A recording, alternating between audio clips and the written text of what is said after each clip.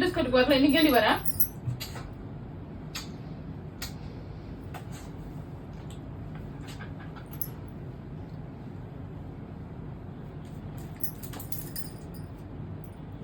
நீ ஒழுங்கா எங்கல கவர் பண்ணு.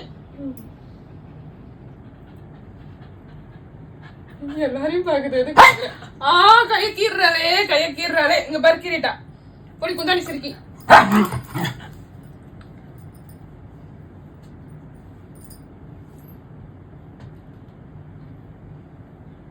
நீ சாப்பிட கூடாது பைரவி.